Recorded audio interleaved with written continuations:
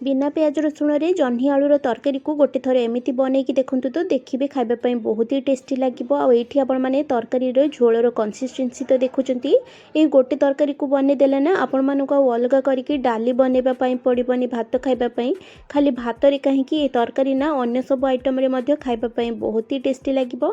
से वीडियो को पूरा देखूँ। रेसिपी जदि पसंद आसो लाइक और शेयर करेंगे। चैनल नुआ थे मो चैनल को सब्सक्राइब करने और जदि फेसबुक पेज देखिए प्लीज फॉलो करेंगे। ताहले चलतु रेसिपी को स्टार्ट करनबा। नमस्कार, किचन सिद्धलक्ष्मी को आपण मानक बहुत बहुत स्वागत। ए रेसिपी बनवाई प्रथम ये देखो मु 300 ग्राम जह्नी नहीं और जह्नीर चोपा को छड़ेकिना ये एमती बड़ बड़ खंड करके काटिकी रखी। जेहेतु जह्नीटा सीझीगला बहुत छोट हो जाए टे बड़ बड़ खंड करके काटे। ता सहित नहीं 3टा मीडियम साइज्र आलू आलू को एमती लंबा लंबा बड़ बड़ खंड करके काटिकी रखी। प्रथमे चलतु जह्नी और आलू को ना आम टे भाजी नवा। से देखो मु गैस ऑन करके गोटे पेन बसई नहीं। पेन भल भाव गरम है गोटे 2 चामच तेल ऐड करनबा। तेलटा भल भाव गरम है ना आम काटिकी रखि जह्नी और आलू को ऐड करनबा। जह्नी आलू को ऐड कलापर ये अल्प टिके लुण और अल्प टिके हलदी गुंड ऐड कर नौची। लुण और हलदी गुंड ऐड कलापर ना या भल भाव टिके मिसई नवा जमी सब जिनस बढ़िया भाव में मिसीज। सब जिनस को भल भाव में मिसई नालापर ये आम कभर करके 4 ରୁ 5 मिनिट मीडियम फ्लेम रे कुक करनबा। आ भितर चलतु तरकारी गोटे मसला प्रिपेयर करनबा। ये देखो गोटे इंचर अदा नहीं, गोटे मीडियम साइज्र टमाटो सबको रफली काटिकी रखी।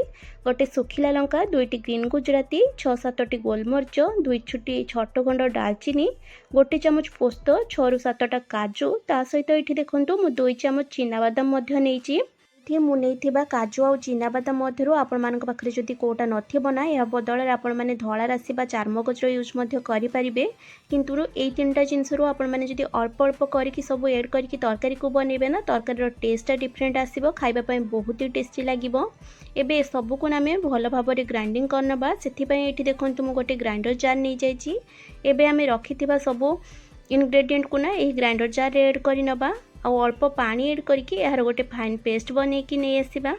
सब जिनस को भल भाव ग्राइंडिंग करके ये देखो मसलार पेस्ट को बन नहीं। मसलार पेस्ट को एमती स्मूथ करके बनइबे जहाँफल तरकारी टेक्सचरटा भल आसो। ये आपण मानक देखो आम जो जह्नी और आलू भाजुले ना से जह्नी केते सारा पानी बाहरी। जह्नी और आलू को सब बेले एमती मिसईकी भाजी ने जहाँफल से जह्नी पानीटारे ही आलूटा भल भाव में सीझी पार। मझे मझे या टिके मिसई नौथे ना गोटे साइड्रु लगी जापे। ये देखो किसी समय पर जह्नी बाहर थिबा पानी सब ड्राई हो गला। आलूटा केते बढ़िया भाव में सीझी जाइए। याठू अधिक भाजवा दरकार नहीं। यही स्टेज रे ना या आम गोटे प्लेट को बाहर करनबा। ये देखो जह्नी और आलू को बाहर करके ना गोटे प्लेट रे रखी नहीं। एबे तरकारी बनवाई सेम पेन रे आउ 3 ରୁ 4 ଚାମଚ सोरिष तेल ऐड करनबा। और फुटण पाई 1/2 ଚାମଚ कला जीरा ऐड करनबा।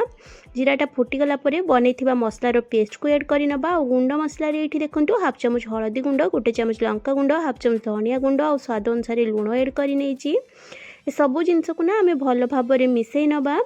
आपण मैंने जेहेतु आम लुण जह्नी और आलू भाजवा टाइम ऐड करते ना से देखिकी ही लुणर क्वांटिटी को ऐड करेंगे। ये सब जिनस को भल भाव में मिसई नालापर देखु ग्राइंडर जार को ना धोईकी मु अल्प टिके पानी ऐड कर नौची। पानी ऐड कलापर या पुणी थे भल भाव में मिसई नौची। सब जिनस को भल भाव में मिसई नालापर ये आम कभर करनबा। और कभर करके लो टू मीडियम फ्लेम में किसी समय मसला को कषा जिते पर्यंत कि मसलार ऑयलटा रिलीज होगा स्टार्ट न होइछि। जेहेतु मसलार काजू और बादाम यूज कराई ना या मैंने लो फ्लेम रे कषि ने मझे मझे यार कभर खोलिकी मिसई नौथे ना यहाँ पोड़ी जापे। लो फ्लेम रे 3 ରୁ 4 मिनिट मसला को कभर करके कुक कलापर ये देखो मसलाटा बढ़िया भाव में कषि हो गला। पूरा ऑयल रिलीज होगा स्टार्ट हो जाए। स्टेज रे आम कौन करबा ना भाजिक रखिथिबा जह्नी और आलू को ऐड करनबा। जह्नी और आलू को ऐड कलापर या भल भाव में मिसईकी मसला सहित आ 1 ରୁ 2 मिनिट मीडियम फ्लेम रे कुक करनबा। जहाँफल मसलार फ्लेवरटा जह्नी और आलू भीतर को भल भाव में आसीजिवो। ये देखो जह्नी और आलू को ना मसला सहित कुक कर 1 ରୁ 2 मिनिट हो जाए। सब जिनस बढ़िया भाव में पूरा कषि हो जाए। यही स्टेज रे आम कौन करबा ना ग्रेवी पाई गरम पानी ये ऐड करबा। जहाँफल तरकार टेस्टा भल रहिबो। आपण माने ठंडा पानी ऐड करेंगे, ये गरम पानी ही ऐड करने। जी झोल रखापी चाहूबे से ही अनुसार ये पानी ऐड करने।